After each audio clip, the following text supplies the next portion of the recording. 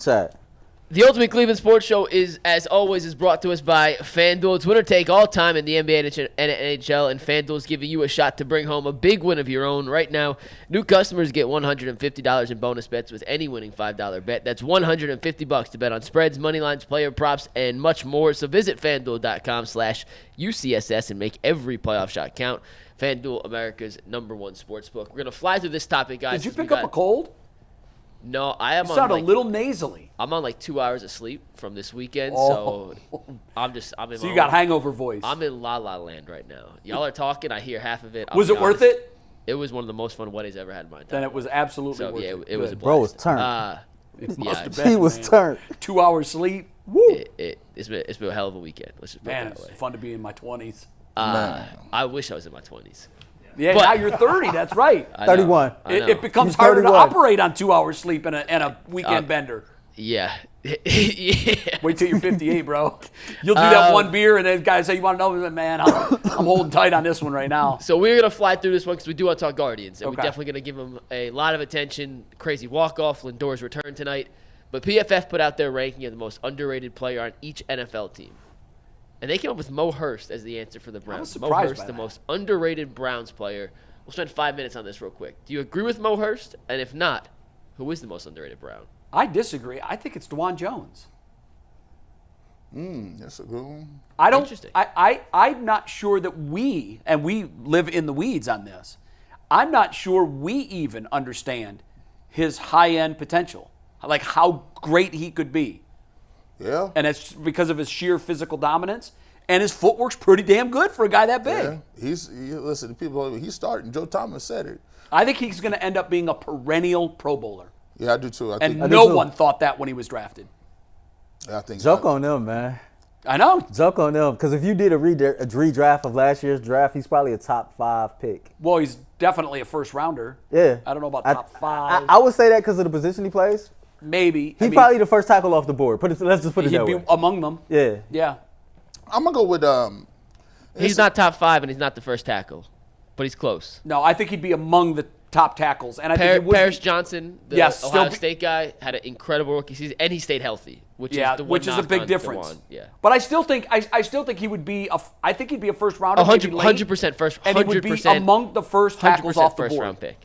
I mean, and nobody thought that was going to be the case. Remember after the minicamp, his first workout, his first day on the field, he was throwing up. He was puking. Oh my God! It was like the collective media chorus was, "Whoa, they missed on this pick." except for G. Bush. That's right. G. Bush was in his camp. But it's funny, though, like when I seen this question. Give it up, G.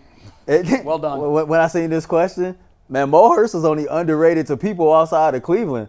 Like Browns fans, That's what I thought. we know what we got, right? Like people on the team, they know what they got. This is a dude that every time you see him on the football field last year was highly productive Making plays. and was an impact player Yeah. making plays. He had an interception. I think he had like 5 tackles for that loss, pick, yeah. a sack and a half. Yeah. Like he was always a disruptive force. He And was a dude that like the belly rubs was I was just coming gonna say, the top flight often. celebration. Like it was coming often because he was out there balling. So for people nationally to think Mo Hurst is underrated, joke on them because here in Cleveland we know he's an impact Yeah. player. Can I guess who you're going with? Because it was my number 2. Who? JOK. No. Okay. Because remember, JOK was on his way out of football. Yeah, JOK. And now he's a Pro Bowler. He's my number 2 right there. Okay, all And right. This may seem kind of strange. I'm gonna go Amari Cooper. You know what? That's fair. When you talk about receivers, right, and talk about top 10 receivers or receivers that's like, like number ones, they never mention Amari Cooper. No, he's Ever. overlooked. He Hell, never. Dallas overlooked him when they dealt him for nothing. Yeah, we got him for free. We talked about it last year. We talked about when he got here. Well, maybe we might not be able to sign him back, and then all he goes up is puts the best numbers up of his career, back-to-back years. Breaks the single game record for yards in a game.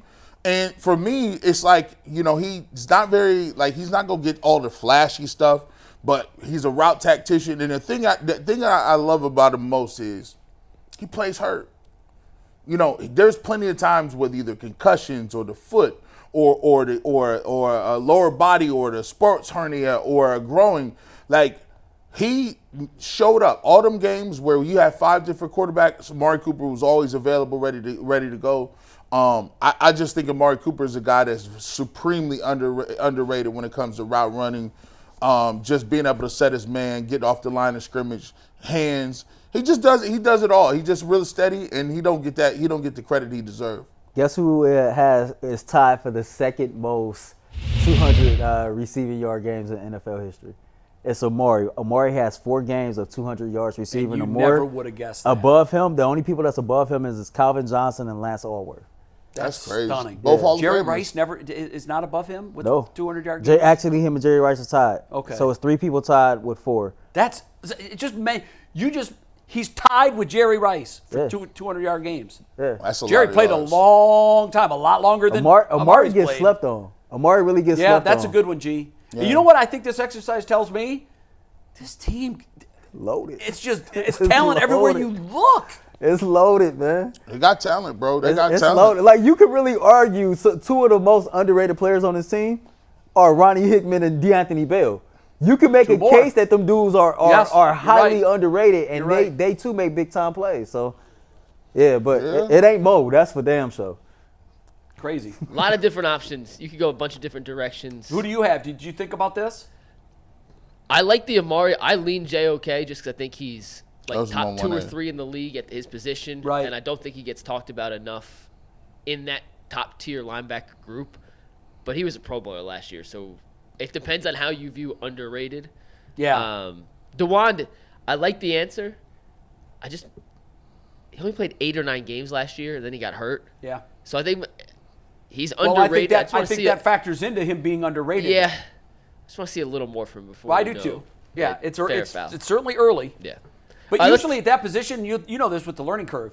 If you're that good your first 8 games, you're only going to get better. Oh, he has the potential, incredible potential. Yeah, and that's Through where the I'm damn judging roof, it. I'm yeah. basing this on which of these guys has not been a Pro Bowler but could be a perennial Pro Bowler. And I think JOK could be, even though he was last year. Yeah. And I think DeWan Jones can be one of those guys that, remember how like Walter Jones, we had Joe one here, Joe Thomas. Thomas. Like, you felt sorry for all the other guys because it's just like, Joe's penciled in before the season starts. Yeah. And look, and then he don't miss no games. Yeah, so he's a Pro Bowler, and then we work our way down from him. it's so funny, man, because like I remember playing Madden back in the day, and every Browns player would suck, but Joe would Joe. always be like a 97, 98 on Madden. The one thing about it, man, no matter what was going on in Cleveland, you knew Joe Thomas was going to the Pro Bowl. That's it.